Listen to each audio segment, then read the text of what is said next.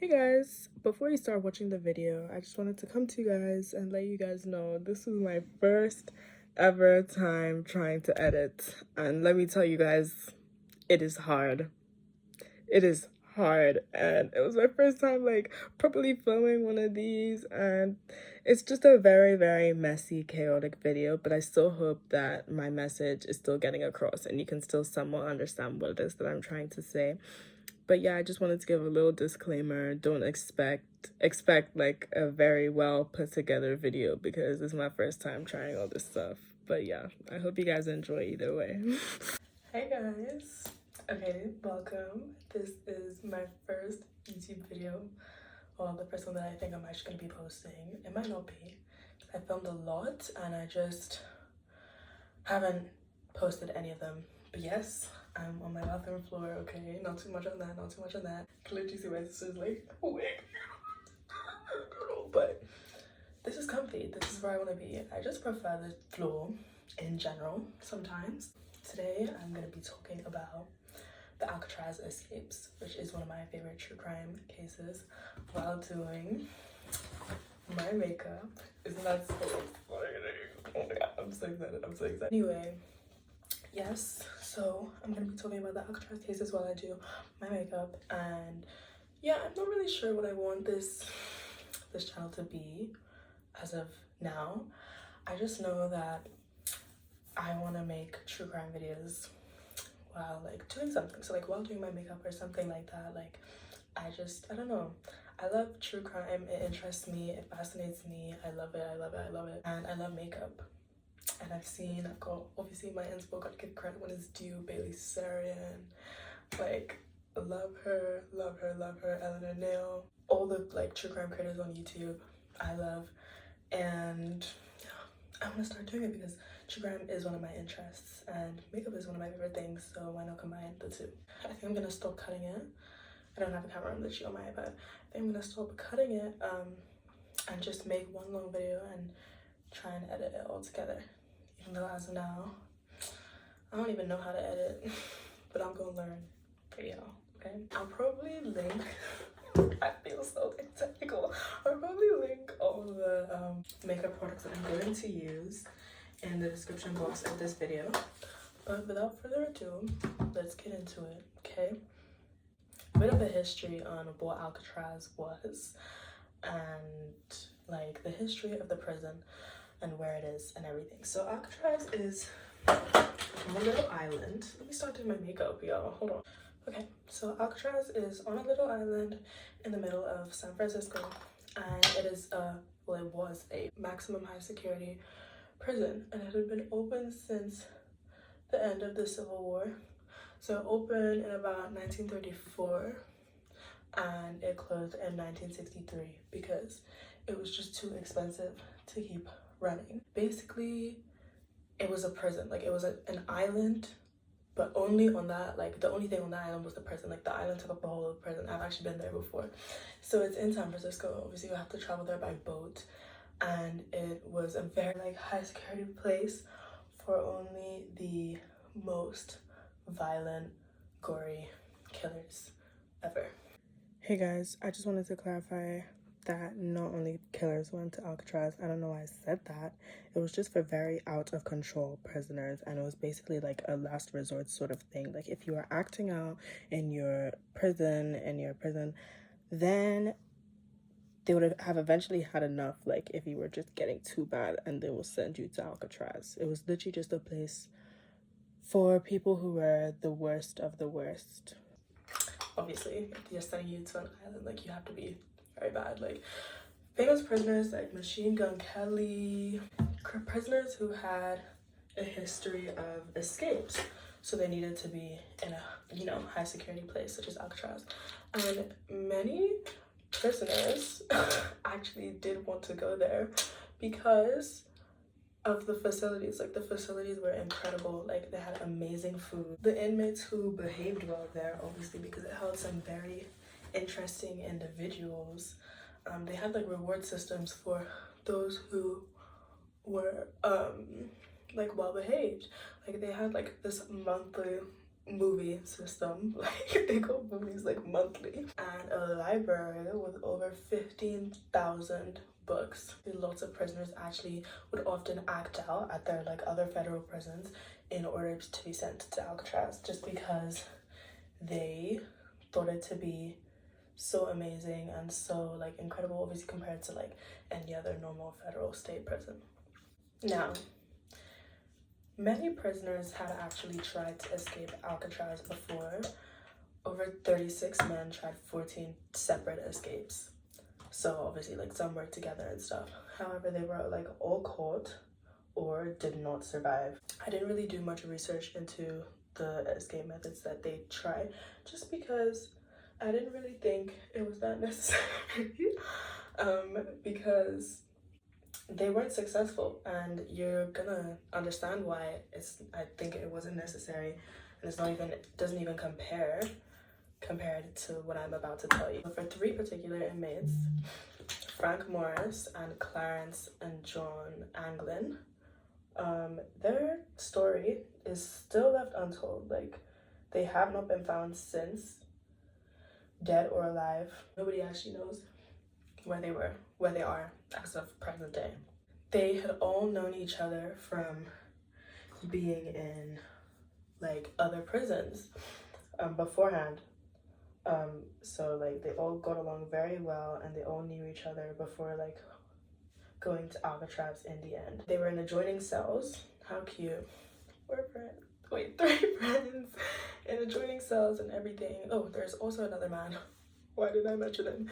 His name is Alan West, and he also aided the men in the escape. They spent a lot of time talking together at night, and this was how they were able to formulate their very detailed and intricate plan to escape Alcatraz.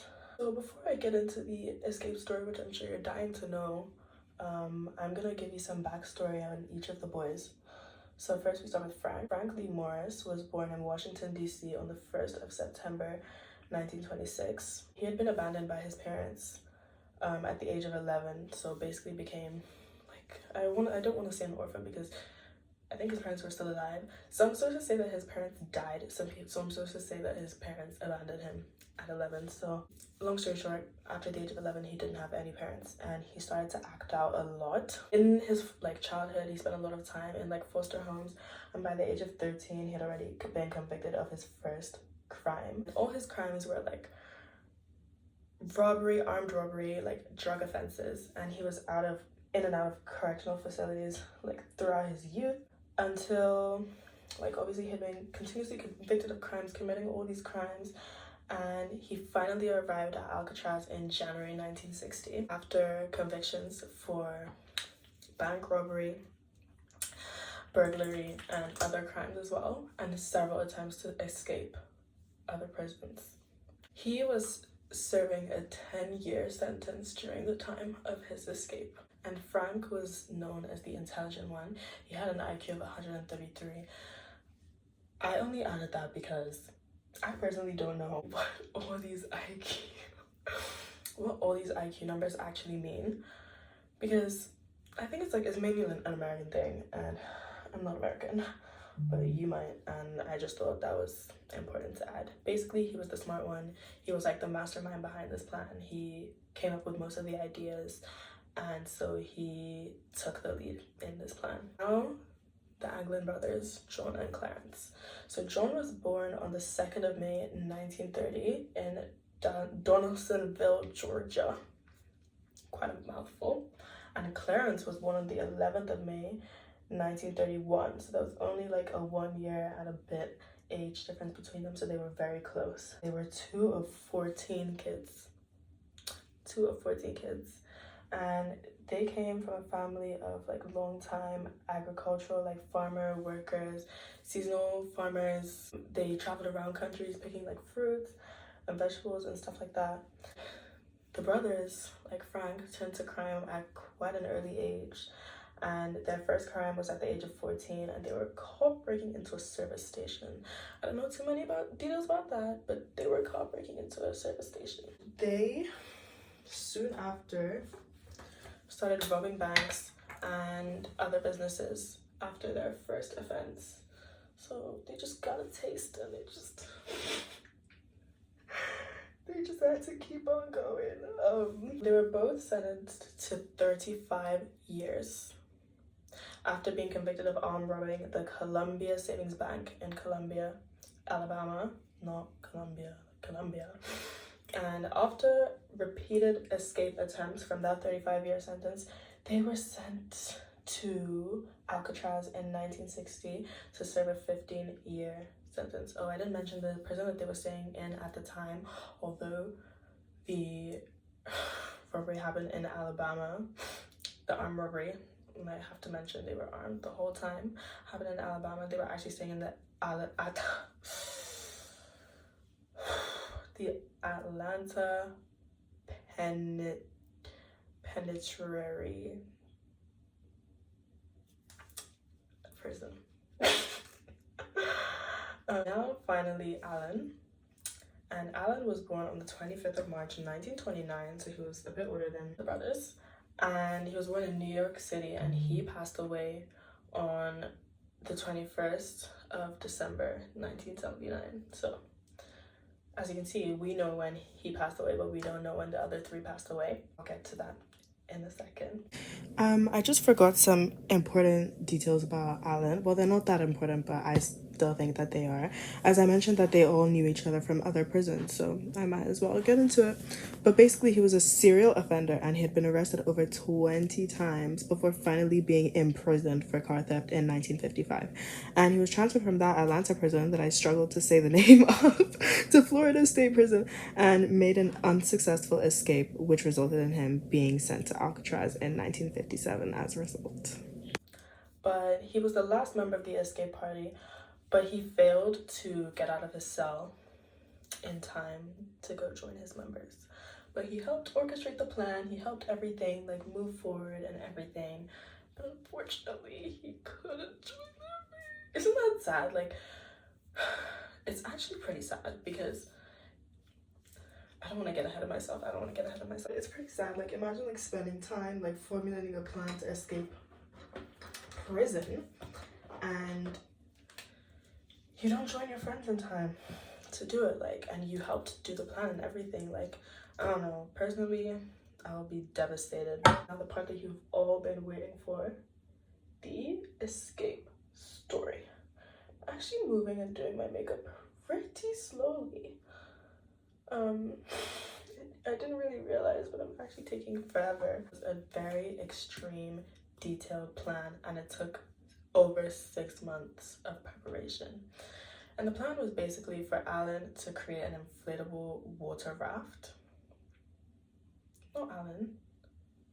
For Frank to create an inflatable water raft that they had created by using rubber raincoats from like the prison, and to escape the island by sea and get to Angel Island, which was a nearby island. And then from there, when they got there, they would swim to Marine County, which I also assume was pretty close, the mainland. And according to Alan, they were going to go to like a nearby retail store and steal some clothes, like to get out of their like prison scrubs, obviously.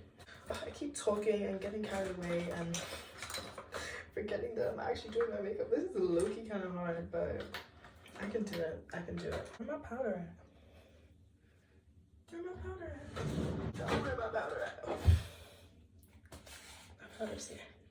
I just spilled my powder, guys. It's not a lot, but I just washed this whole bathroom yesterday. Like, kind of catch a break. But obviously they kind of just like create this shaft and escape. Like, this is a very high security prison, as I keep mentioning, but I actually have to keep mentioning that because I have to commend them. Like, this was a very, very detailed plan, and they were able to do it. They were able to escape that like very, very high security place because it takes a lot, and they did a lot. I'm making a video. Did I scare you? Yeah. Oh, sorry. That palette is so cute. Thanks. Anyways, I completely have Y'all, I hope the way I'm telling this story isn't boring, by the way, because I feel like I keep repeating myself a lot. Even though I know the story, I just don't want to get anything wrong because that's so embarrassing. Like, stay with me, guys. Anyway, they escaped through a utility corridor that was unguarded at the prison, right? But they didn't just escape or walk through the utility corridor. Like, they drilled holes. They made a makeshift drill out of literally like spoons. Like, they literally made a makeshift drill out of discarded saw blades from the prison workshop and like spoons from the dining hall, and created a drill from a vacuum cleaner motor. I'm not exactly, if I can get a picture of the drill that they used, I will make sure that I figure out how to edit it and put it on the screen, but like, yeah, they made like a fake drill. They used their like improvised tools, or like the drill and stuff, to begin widening the holes around the ventilation ducts under the sinks in each of their cells, hiding the holes and like all their handiworks with paper mache. So basically they drilled holes like around, like under their sinks, all that would lead them through the utility corridor. Like, that was their escape route. Like, they went underneath like ventilation shafts, like, you know, like in movies when you see like them climbing up and down like the ventilation shafts, like that's literally what they did. This is literally like a movie come to life. It's crazy. They actually made a movie about this called Escape from Alcatraz, so you can watch it if you want. I haven't watched it, but yeah. Each of the men also made dummy heads for themselves out of paper mache, and they put real human hair on these dummy heads, guys. It is unclear whether this hair came from their very own heads or from the prison like barber shop, because some sources say different things, guys, but point is they used real human hair on these paper mache dummies. Okay, isn't that like, ugh? They made it like with paper mache and soap and water, dust, toilet paper and toothpaste, and they made these dummies. I'm gonna try and put pictures of them up on the screen, but that's wild. They spent hours drilling through all the ventilation shafts and everything, and obviously like a drill is gonna make a lot of noise, but they were able to cover up this noise with Frank's accordion, girl. OMG. Played during prison music hour. And this was another one of the very enjoyable things that they had at Alcatraz. And it was basically like an hour every night where the prisoners would play music like to calm them down. So Frank was able to cover up all the noise that they had been making with his accordion. And mind you, I have to just repeat that this plan took a whole hefty 6 months. 6 months, y'all. 6 months. Finally, on the night of the 11th of June, 1962, the raft was ready. Remember the inflatable raft I was telling y'all about? It was ready, and it was time to begin the plan.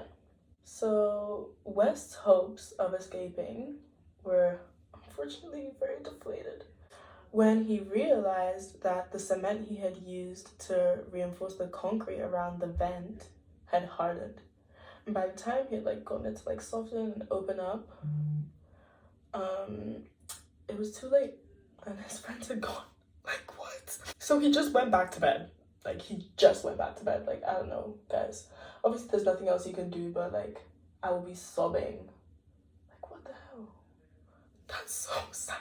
Meanwhile, that had happened, Frank and the Island brothers, John and Clarence, had managed to escape through the ventilation shaft to the roof of the prison, and they used the same roof to store all of the rest of their equipment, and that was where they like put everything together. And I read somewhere that like the guard sent Frank go and paint this shaft, but didn't like monitor him, like to just go and paint something and didn't monitor him, so obviously he didn't know that he was painting a raft, not a shaft. I don't know why I keep saying that. Oh my god, so annoying. And this all happened like throughout the night, right? Them escaping through the shaft, everything. And the escape almost failed because as they were escaping through the shaft, the ventilation shaft, they made a loud noise, and one of the guards actually heard this but decided to take no notice to it. So imagine, like, if the guard did decide to, you know, make a big deal out of it, it would have failed. Like, I don't know, that's crazy. The guards heard that and they decided not to investigate. But from the roof of the prison, they then used kitchen pipes to descend 50 feet to the ground and climbed over two 12-foot barbed wire fences that they were able to cut through and scramble down, like, to the water's edge. So the men climbed over this barbed wire and they cut it. They cut through the barbed wire. I think they used their drill. I'm not too sure. I just know that they were able to cut through this thick barbed wire. Okay? They had gone to the ground with their inflatable raft, and they headed to shore on the northeast part of the island, where unfortunately, well, fortunately for them, unfortunately, like, for the prison and that, they headed out through northeast, and this was where, like, searchlights could not locate them or pick them up. At about 10 p.m. that night, they pushed off and headed in the direction of Angel Island. That is the escape story. And now this is going to be from the account of the guards. So this is their version of what happened in the early morning of June 12th. So in the early hours of June 12th, a guard was doing his routine cell block, like, head count, and he came across what was supposed to be Frank Morris, Sean Anglin, and Clarence Anglin, but obviously it wasn't. We know it was their papier-mâché dummy heads. I'm sorry, I just found that so funny. Like, what? Yes, we know it was their papier-mâché dummy heads. It was not them. Frank, Clarence, and John obviously were nowhere to be found. So the guard raised the alarm. The alarm. Bye. The guard raised the alarm, and the warden in charge notified. Why don't I talk? The state and federal authorities, and a serious search began, y'all. In the cells of the missing men, the guard discovered that the drill openings at the back of the concrete walls were 8 inches thick and had been enlarged with obviously their makeshift drill that they made with spoons and blades. I didn't explain this too well.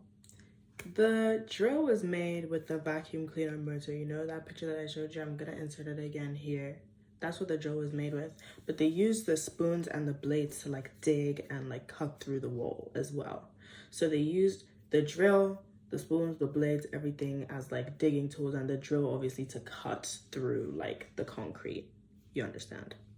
Like, I'm sorry, like, these, like, I mean, I guess we have to give it all to Frank, because technically he was the one coming up with all these ideas, but that is some smart stuff. Like, you cannot tell me anything other than that. Like, hello, genius. When the authorities were able to trace the path of Frank and the Anglin brothers using the utility corridor and up the back wall of the cell block using plumbing pipes as steps to the cell block roof. So obviously the guards were able to trace their steps through all the the shaft, the this, the that. Like, after that, the following actions are unclear. We know obviously that the 3 escaped the island, but we do not know if they ever made it to the mainland.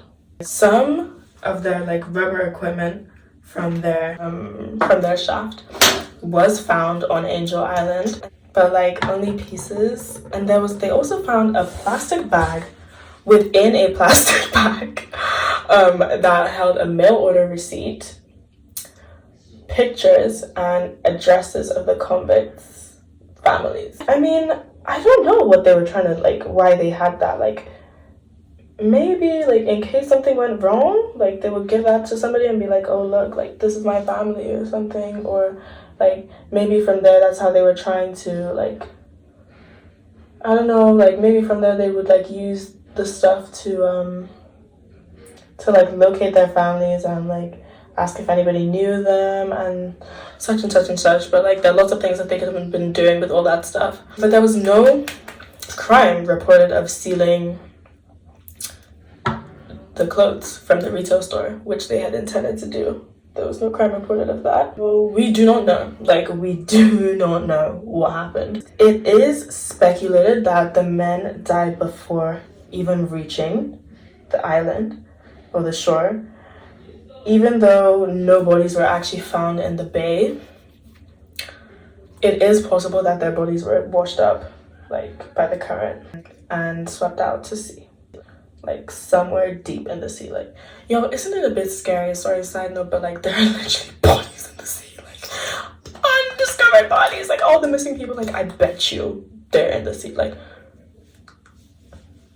I mean, come on. Like, come on. That's a bit scary to me. Like, I don't know. Me personally, that's kind of scary. But anyway, now there are a lot of conspiracy theories on what people think happened. Supposedly, there have been several sightings of the men and messages from them. Like,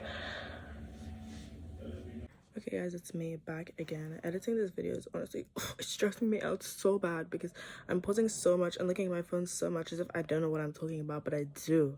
And I lost a lot of footage, or I might have accidentally, I think I accidentally cut it out. I accidentally cut out a lot of footage, and I just wanted to tell you guys something really interesting that I forgot to mention. So there was a letter that was written to the San Francisco police in 2013, but it was only made public in literally 2018, and it was supposedly from John Anglin. And basically in this letter, it claimed that Frank Morris had died in 2005 and Clarence had died in 2008. And John was saying that he was very sick, he was in bad condition, he had cancer, he was 83 years old, blah, blah, blah. I'll read the letter to you right now. It's very, very unclear, but I'm going to try and attach a picture of, like, a transcript on here. It says, "My name is John Anglin. I escaped from Alcatraz in 1962. Yes, we all made it that night, but barely. I'm 83 years old and in bad shape. I have cancer." And in the letter, he was offering to make a deal with the authorities that if they were able to give him just, like, 1 year jail time and, like, medical attention because of his, like, cancer, then he will write back to them letting the police know where he is. Anyway, the handwriting of all the three men, John, Clarence, and Frank, were tested and, like, compared to this letter, and the results were deemed as inconclusive. So, yeah.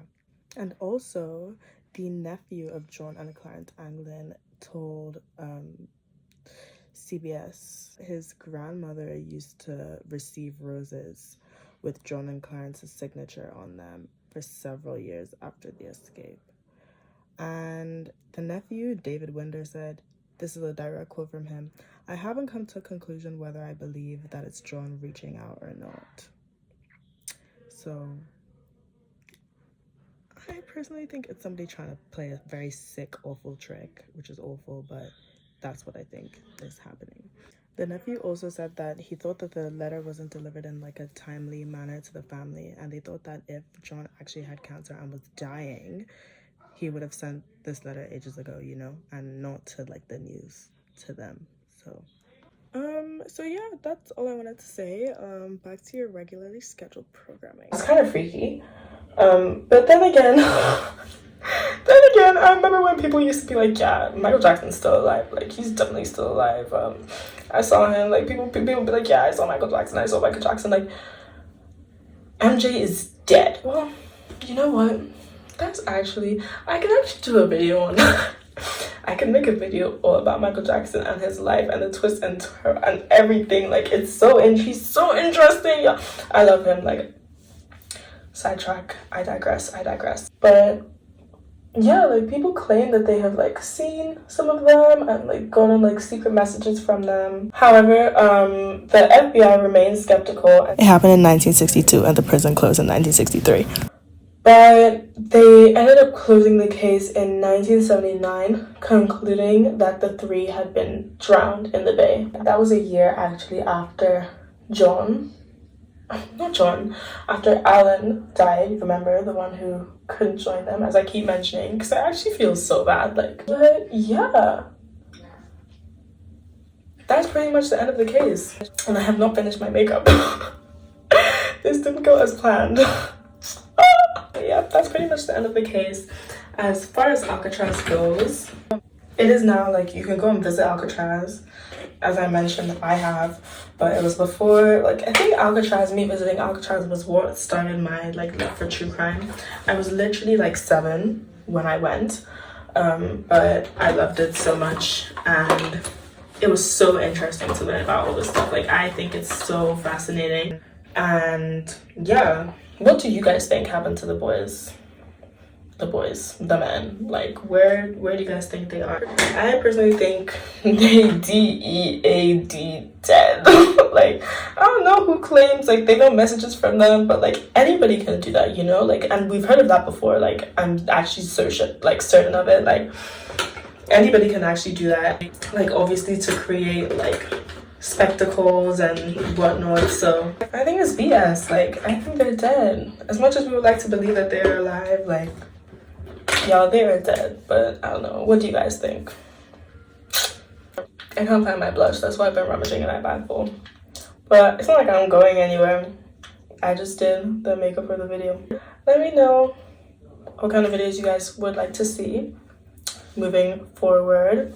Even though I mostly think I'm just gonna be doing true crime and stuff like this, or just talking about whatever the hell I want. Like, I thought I'd start my first video with a crime that's not as heavy. I didn't want to get straight into like a murder case or anything. This is just a short and sweet case, and it's like where it started from. Like, you know, this was the first true crime case that actually really fascinated me. Like, when I was younger, my sister just used to watch a lot of stuff on that crime investigation. Is that the name of the channel? Like, that American crime investigation show, and she'd watch it like at night, like in her bed, and I'd be like, girl, like, are you not terrified right now that the killers are coming for you? But here I am. That stuff really interests me. Yeah, I hope you enjoyed the video, and I don't know when I'm gonna get to editing this. Today is the 30th of May, and who knows when you guys are gonna see this video. But I'm gonna try to get it out. And yeah, I hope you guys enjoyed it. Peace out, guys. Love you all.